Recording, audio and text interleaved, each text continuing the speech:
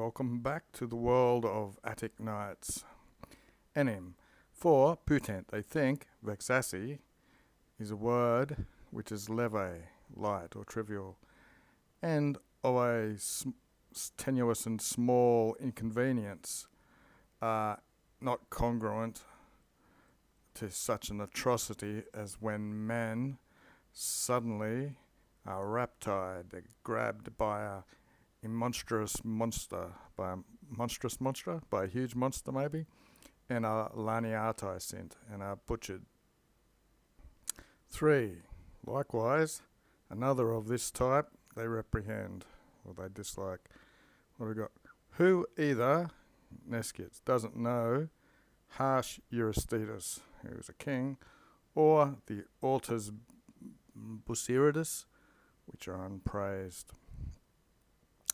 In laudati, the unpraised, is leastly suitable word, decunt they say, and neither is it satisfactory to the detestation, or to making these detestations of this scoundrelous man. It's probably more serious than a scoundrel, a wretched man or something, who, what do we know? We'll take it as because hospites or guests of all the races he was accustomed to sacrifice or kill or something, immolare. He's indignus, not of praise, but his dignus is worthy of the whole human race of detestations and execrations, which is very strong wording. 4. Item, adverb, like just as, like, they have culpaveranted, they have blamed or accused, another word, they're criticising it, through tunicam, squalentam. Squalentam usually means it's got scales, so there's a very scaly, rugged tunic, it's squalid with gold. The side opened up and drank in. It's meant to be a sword or something it drank in. Must be from poetry or something. Just as this is not fitting or agreed upon to say, it is squalentum with gold. So it's not scaly with gold. Since the nitoribus and splendoribus of gold, the shiningness and the splendor of gold, we've got contrary, it is, to the squalor of in luvies, that's like waste and rubbish and even blood and gore maybe or something they're comparing it to. A daily dictionary from the Latin dictionary site. In luvies, female as most of these fifth declensions are. Filth, dirt, muck, mire, slime. Flood, pejorative for filth and garbage. Back to the plot, where was I? 5. But concerning the word to vex or vexassi, thus I believe you are able to respond. Vexassi is a serious word, and it's made from this, it seems, what is to vihiri, which is to carry, in which there is a force now of a certain other person, an alien. The force comes from another thing, like a horse might carry or something, maybe. Arbitrary means thinking. For it is not of his own potency, it is not of his own strength in which he is carried. Okay, so this, he thinks to vex someone comes from being carried.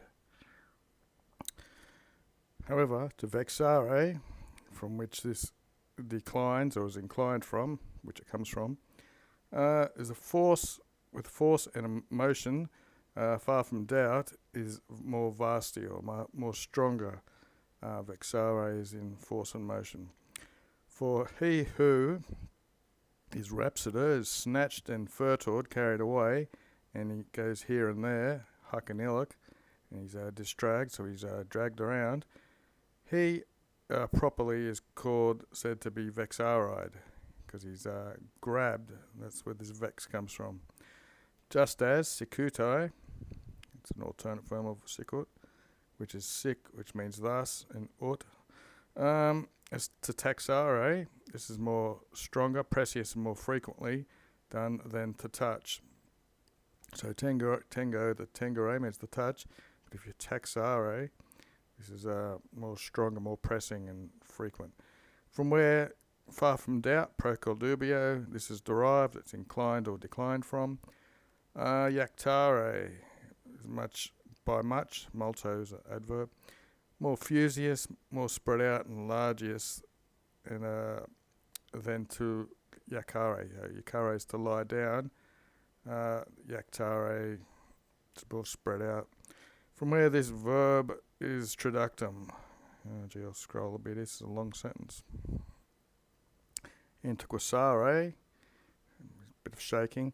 It is more serious and more violent it is than to quadere, which is another word for shaking. So quasare is stronger. So it's not therefore because commonly the vulgar people are accustomed to say it. They're accustomed to say vexatum, common people are, compared to the really educated people. When smoke or wind or dust is said to have vexed them, on account of it ought to have been a vis vera, true force and nature of this word to depere. It should die off, it should be wasted really, which by the veteran writers, by the people of the ancient times, they use this properly and clearly they use this thus as it ought to be, and they conserve the word or use the word in its true means as it should be. 7. M. Cato, or the words of M. Cato. It's hard to tell that M's a genitive. From an oration which he had scripted, which he had written concerning the people, the Archies, or whoever they are. When Hannibal had been lacerating the Italian land, he'd been butchering it and vexing it. So here Cato says vexatum Italia, it was vexed by Hannibal, when nothing of such calamities or savagery or of monstrous types had been able to have been repaired, to have been seen in that time that Italy had not suffered. So it's must be one of the worst sort of things Italy ever suffered was when Hannibal came in. So this is he's trying to point out this word's used very strongly. 8. M. Tullius, that's Cicero. Looks like in his 4th book against Verres. The things which by this guy were thus spoilated, despoiled and direpta, overturned and destroyed, it was not as by any enemy had ever done, who nevertheless in war had retained the rights of religion and of consuetudine, which is the usual habits of religion and order, but it seemed to have been by a barbarous praedo, which is usually a pirate, vexata, he's the word that he's talking to, the vexata word, which has been all this talk about. Pretty much done now. 9. Concerning in laudato, however, or moreover, we're able to, it seems, to respond duo in 2 ways or 2 questions. One is of this type, ius modo.